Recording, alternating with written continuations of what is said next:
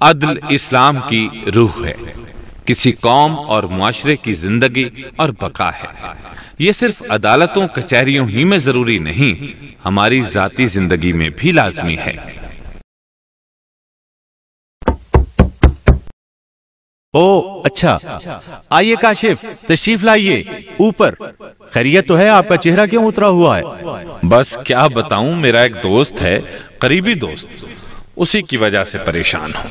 اس کا ایک بہنوئی ہے، اس نے غصے میں آ کر کسی کو قتل کر دیا تھا۔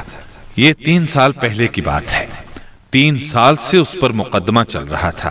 اب کل مقدمے کا فیصلہ سنایا جانا ہے۔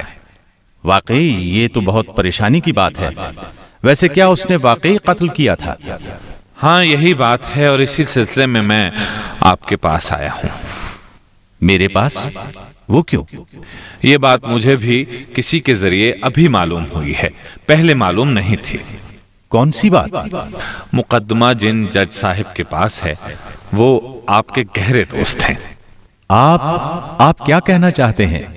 مقدمہ جج صاحب فضل کریم صاحب کے پاس ہے؟ میرے دوست، آپ درست سمجھے۔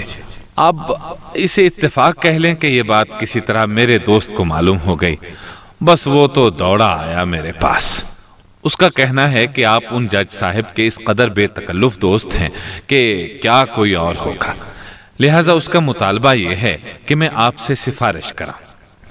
ہاں، ہم یہ نہیں کہتے کہ ملزم نے جرم نہیں کیا، بس ہم چاہتے ہیں وہ جج صاحب انہیں سزائے موت نہ سنائیں، قید کی سزا سنا دیں۔ قید کی سزا آخرکار آہستہ آہستہ ختم ہو جاتی ہے، یا پہلے ہی ختم کرا لی جاتی ہے۔ مجھے افسوس ہے کاشف صاحب۔ افسوس ہے؟ کیا مطلب؟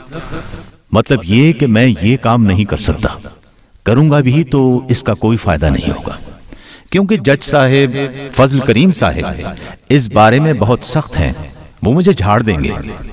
لیکن میرے دوست، یہ کام تو آپ کو کرنا ہی ہوگا، آپ کو میرے ساتھ چلنا ہوگا۔ جج صاحب نہیں مانتے تو نہ مانیں، دل میں حسرت تو نہیں رہے گی نا؟ اگر یہ بات ہے تو میں تیار ہوں، لیکن آپ سرسری انداز میں بات نہیں کریں گے۔ آپ میرے ساتھ ہوں گے، دیکھ ہی لیں گے کہ میں کس طرح کوشش کروں گا۔ بہت بہت شکریہ، آئیے پھر چلیں۔ سنا ہے وہ کسی سے ملاقات کرتے ہیں تو صرف عصر کی نماز کے بعد کرتے ہیں۔ ہاں یہ بات بھی بالکل ہے، چلیے۔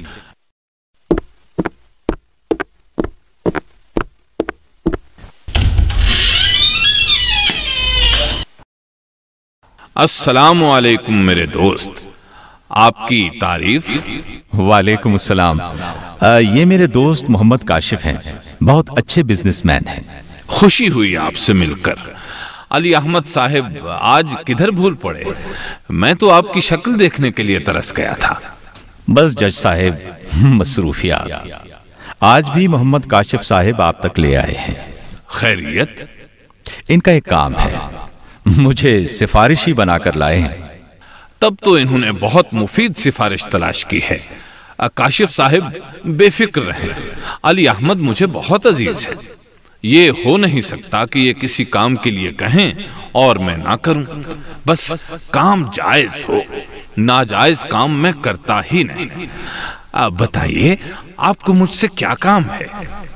میرے ایک دوست کے بہنوئی ہیں جی، ان کا مقدمہ آپ کے پاس ہے، صبح آپ اس کا فیصلہ سنانے والے ہیں۔ کہیں آپ نواب خان کی بات تو نہیں کر رہے؟ جج صاحب جی ہاں، آپ درست سمجھے۔ مجھے افسوس ہے، اس بارے میں کوئی سفارش قبول نہیں کر سکتا۔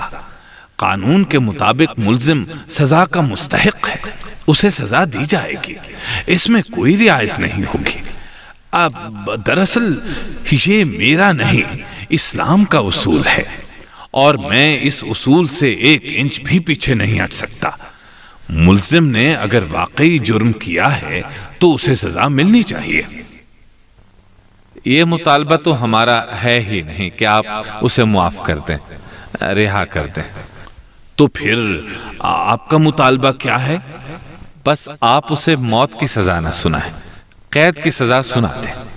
مجھے افسوس ہے، میں یہ بھی نہیں مان سکتا۔ وہ جس سزا کا مستحق ہے وہی اسے دوں گا۔ آپ نے تو فرمایا تھا آپ علی احمد صاحب کی بات نہیں ٹالیں گے۔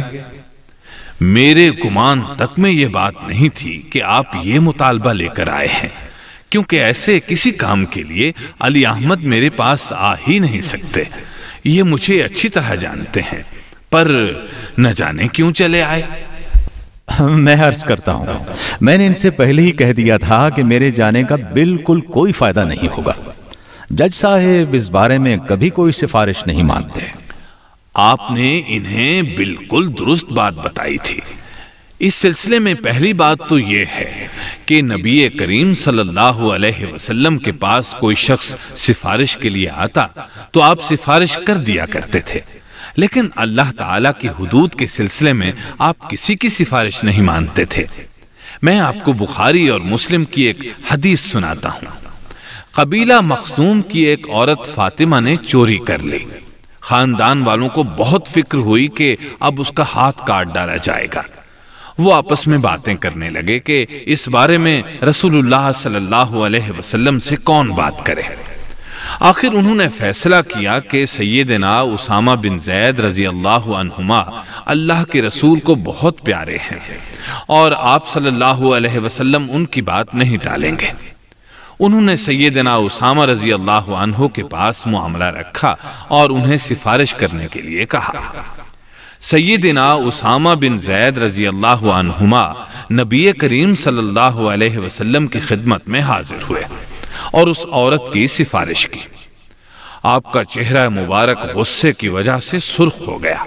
آپ نے فرمایا، تم اللہ کی حدود میں سفارش کرتے ہو؟ پھر آپ کھڑے ہوئے اور لوگوں کے سامنے خطبہ دیا۔